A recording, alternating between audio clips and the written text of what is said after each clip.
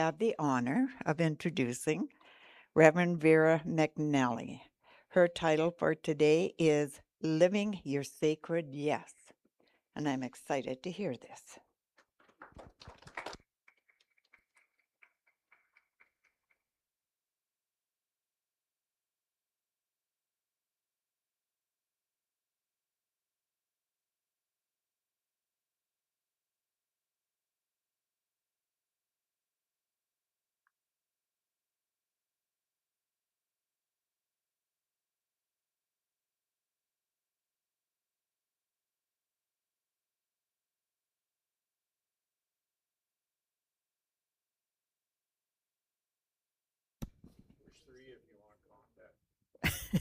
Thank you. Good morning. Can you believe it is August already? Like, where did the time go? I mean, it's like, wow. That means I've got to get lots of camping in before the snow flies. Mind you, it doesn't matter, I'll still camp in the snow anyway, but it's nicer when it's a little warmer. And welcome everybody for taking your time out being here on this long weekend. I know a lot of people would rather be outside doing their gardening and stuff, but it's too hot, so thank you for coming and joining me today. So let's begin with an opening treatment. If you would just like to close your eyes and take a deep breath in and let it go. And know that there is one infinite presence, one divine life expressing through all of creation. This presence is love that guides us, the wisdom that inspires us, and the power that calls us into our highest good. I know that the divine life lives fully within each and every one of us here. Today, I say yes to spirit invitation. I say yes to courage, even though have fear, faith over doubt, and possibility over limitations. I release every belief that tells me I am not enough, and I embrace the truth of my unique expression of who I truly am. I trust that as I say yes to life, life will say yes to me as well. Doors will open, opportunities unfold, and the right people and experiences will come forth into my life. The timing is always perfect for spirit. My heart is open, my mind is receptive, and my soul is willing. With deep gratitude, I give thanks, and I know the word is alive within each and every one of us. Written in this community, I know the truth is unfolding. I release this statement into the creative law. I accept this for myself and accept it for each and every one of us here. And so it is. Before I begin, I'd like to ask you a question. And I want you to ponder this for a few moments. Where in your life have you been saying, not yet, when life itself has been waiting for your yes? Think about that. How many times do we say we're going to do something, we want to do something, but we say, not yet? So think about that one as I carry on with my talk. So I'm going to share with you what I've learned from three amazing teachers, whom in their own ways all pointed to the same truth that the universe is nothing something that's happening to us.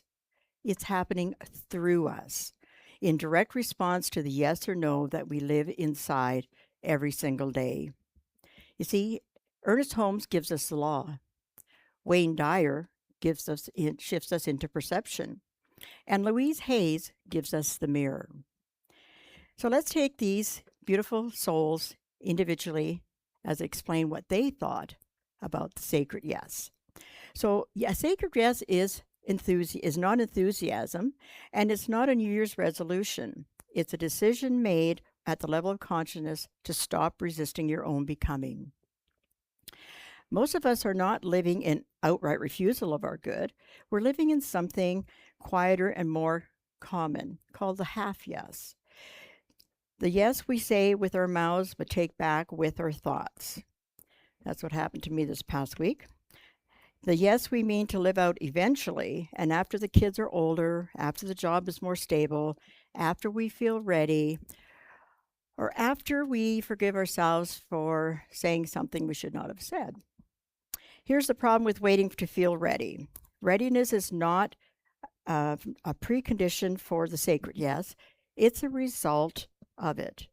You don't get the courage and then walk through the door. You walk toward the door, and the courage assembles itself along the way. This is how consciousness works, according to all of the three of these teachers. So, Ernest Holmes, he's the law behind the yes. Ernest Holmes tells that mind is not just personal, it is universal. That there is one infinite mind, and our individual thinking is an activity within that larger mind. Ernest Holmes wrote, "Change your thinking, change your life." And many great teachers has followed that. It tells us that we are not spiritual beggars outside the gates of good. We are not waiting for life to become kind before we can fully live. We are centers of divine expression, and each one able to cooperate with the power that creates, heals, guides, and renews. Your sacred yes begins when you understand that spirit is not outside you handling down permission slips. Yeah, you don't get to go to the principal's office and get a permission slip to skip the day. No. Spirit is the very life of you pressing forward as intuition, compassion, creativity, forgiveness, service, and joy. In Science Mind, page 161, paragraph 4, within us is the unborn possibility of limitless experience. Ours is the privilege of giving birth to it.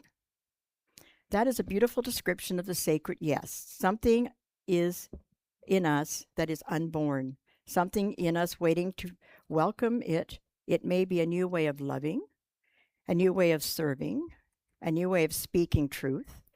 Could be a new way of resting or creating, forgiving, or leading. But unborn possibility needs agreement. It needs us to stop saying, not yet. It needs us to stop saying, I'm too old, or too young, too tired, too late, too busy, too ordinary. How many of us say this all the time to us, every day? The sacred yes does not require that you know every step.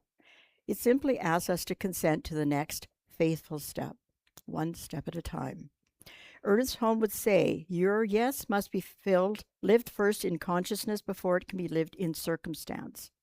If you want a new experience, you cannot keep cultivating old thoughts. The universe is not withholding your good from you. You are, in ways you don't even always notice, still saying no to it in the privacy of your own mind. So the first move, according to Ernest Holmes, is alignment. Before you change your life, you change your thinking about what your life is permitted to become. Now let's hear Wayne Dyer. He says, change how you look. So if Ernest Holmes gives us the law, Wayne Dyer gives us the shift in perception that makes the law unusable for an ordinary day. Wayne Dyer's most quoted teaching is also his simplest. When you change the way you look at things, the things you look at change. Think about that one. When you change the way you look at things, the things you look at change. Not the things themselves, but your relationships to them. The same closed door that looks like rejection from one angle looks like a redirection in another angle.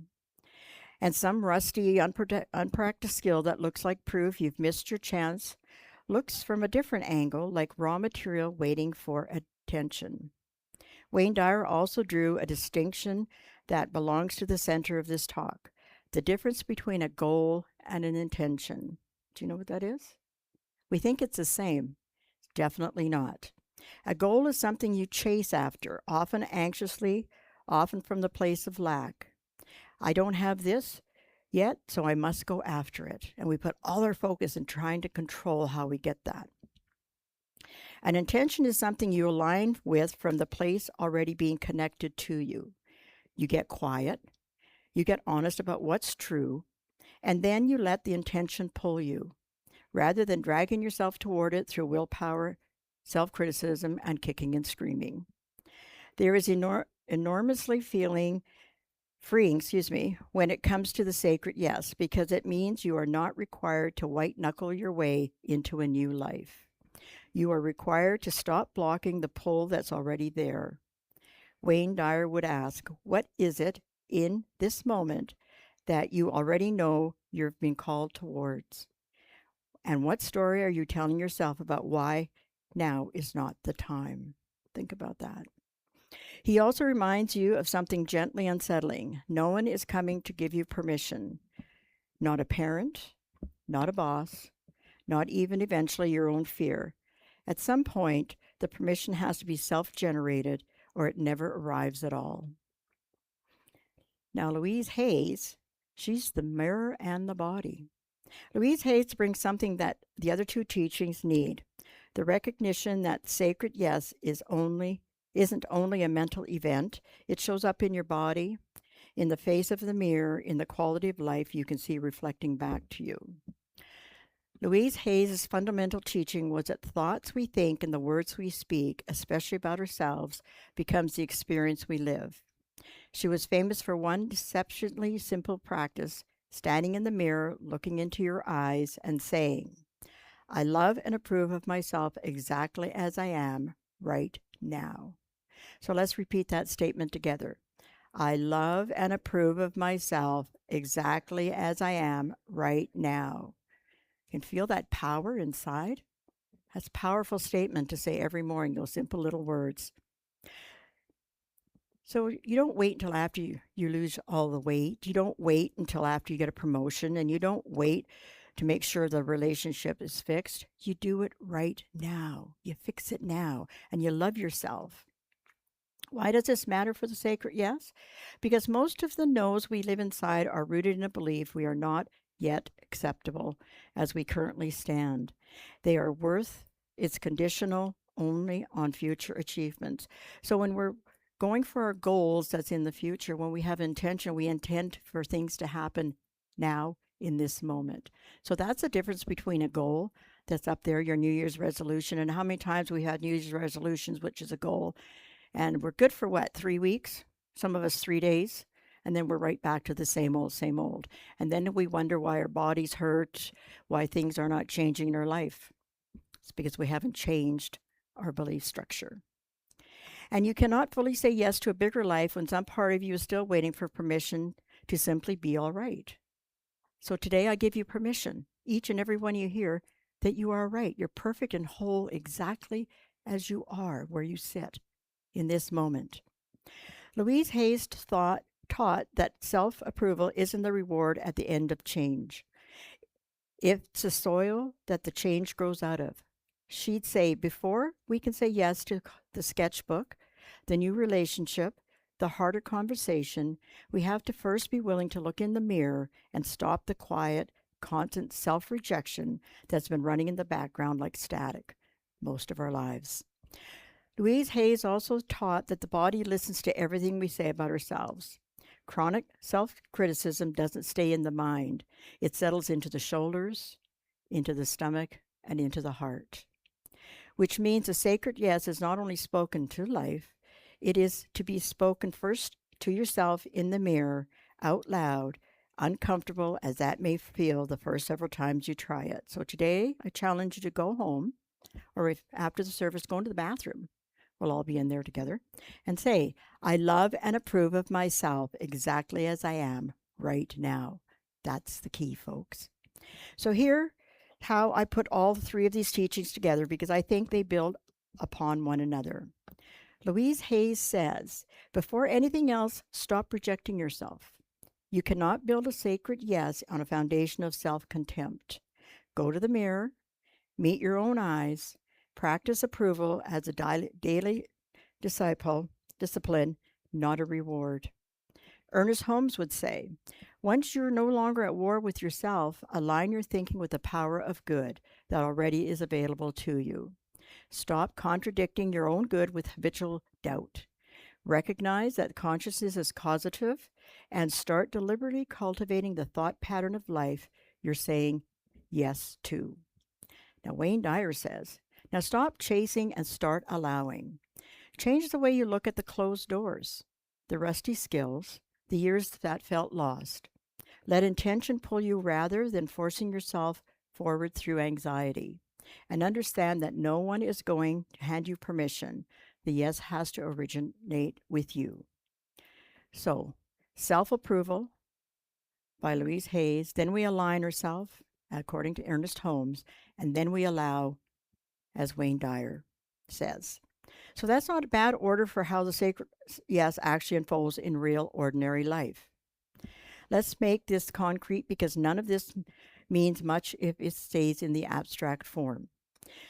Say there's something in your life right now that you've been standing just outside of a decision, creative project, a conversation, a whole redirection of how you're spending your years. So here's why living your sacred less might look like this week using all three of what these teachers have said. You start with the mirror. You look at yourself and you practice the sentence Louise has made famous, however awkward it feels. And how many times we go in the mirror, and most of us don't even like looking in the mirror, and we see all the flaws. Oh, I got a chin hair. Oh, this hair is going flippy here. Or, oh my goodness, my skin looks so dull. I should go out and get a suntan or something. Instead of saying, my, look at those beautiful eyes. I can see all the beauty in the world. Oh, that chin hair. Well, that just means I'm getting older and we're supposed to have chin hairs, you know. I mean, that's part of life, is it not? So, how do we see ourselves when we look in the mirror? That too. That too. So, as you start to look in the mirror, you look at yourself and practice that sentence. Practice it. I love and approve of myself exactly as I am, right here, right now. Because we are perfect in whatever shape, form we're in. Then you turn your attention to your thinking. The way Ernest Holmes would ask you to, you notice the sentences running in the background. Notice these things that play in the background, like on that little treadmill the mice goes on, that little around and around. And you'll hear, it's too late. I'm not qualified. This isn't practical. And you don't fight them exactly. You just simply stop giving them attention. Those negative thoughts that you think about yourself or what's going on in your life, stop giving it attention. Because we know whatever we give attention to, we draw more of. So let's stop doing that. Stop fighting it. You replace these deliberately and consistently with a thought that matches the yes you're trying to live. What yes are you trying to live? For me, I say, I am capable of this. Life is responding to my willingness. This way is being made as I take the next step. The door is always open. If the door's shut, I'm climbing through the window. And then in Wayne Dyer's language, you stop trying to force the outcome and you start paying attention to what's already pulling you. Not the goal 5 years out, the intention right now, today. What is your intention for your yes? What is the smallest true act of that yes that is available to you in the next 24 hours? And we all have it.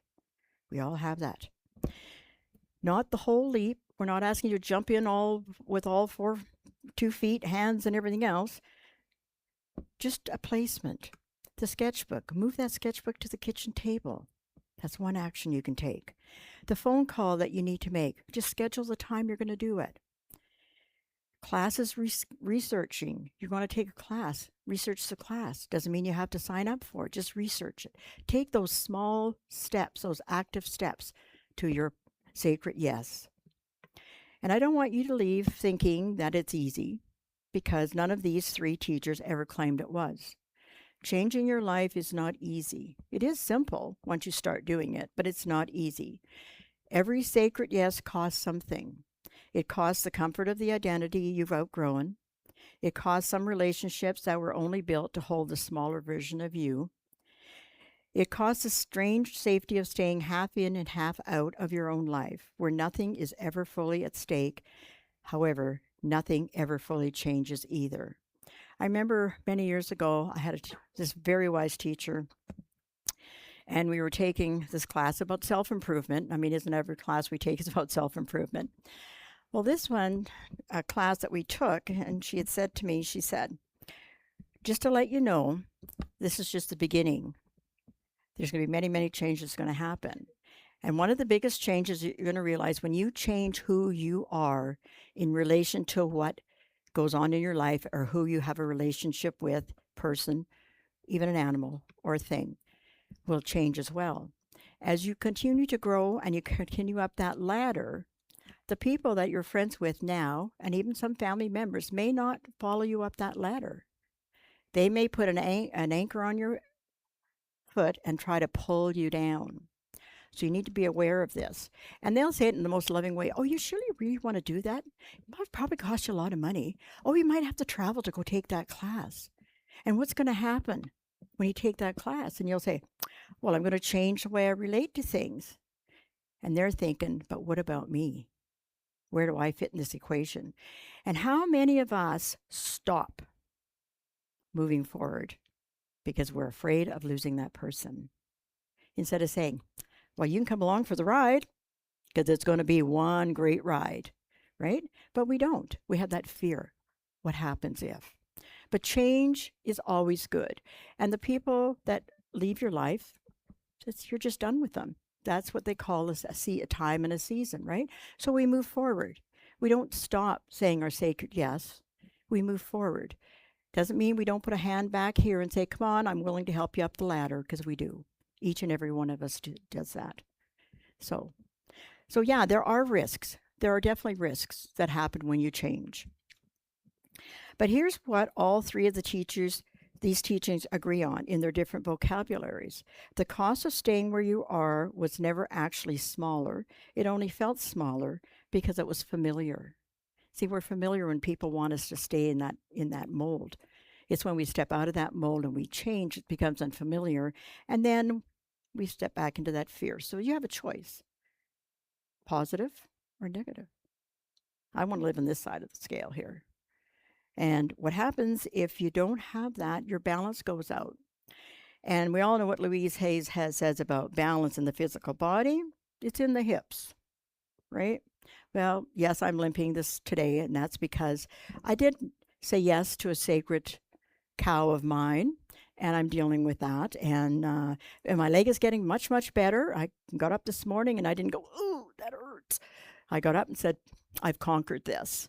And I still have a lot of work to do to complete it, so I'm not going to share that right now. That'll probably be another talk. But it was hard to say yes to this. It was really hard to say yes, because as I said yes, I had to say goodbye to 2 people. So in that saying, I had to just take a deep breath and honor myself and love myself as I am. So what's different? The cost of staying where you are? Was it smaller? No, it was just familiar, and I moved out of that territory into the unknown territory. So a life spent quietly saying no to your own is not neutral. It's not a safe choice. It is, well, to own a kind that, still thinking about what I had to process this morning. This is one of my sacred yeses anyway. So it's its own kind. It erodes us. When we say no to something we're supposed to say yes to, it erodes. It erodes, starts in our body. That's where we first feel it, right? In our body when something goes a wire.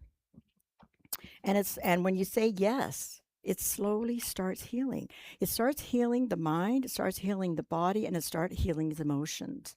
So if you're saying no to a sacred yes, something you need to do, just step into it. Step into it. It's well worth it. So I'm going to ask you one more time the question that I asked at the beginning. Where in your life have you been saying not yet when life has been waiting for your yes? I could make a list, but I'm only going to stop at 2 because I did them. Louise Hayes would have you begin at the mirror with approval instead of judgment. Ernest Holmes would have you align your thinking with the power of good that is already available to you right where you sit right now. Wayne Dyer would have you stop chasing, start allowing, and understand that no one else is coming to grant you permission. It has to originate with you today. The sacred yes rarely arrives with triumphs. It usually arrives quietly in the mirror, in a single reacted thought, and in one small true act on an otherwise ordinary day. So today, may you find the place in your life where you've been standing at the threshold. And may you have the willingness, starting this week, to finally say yes to the life you want. And together we say, and so it is.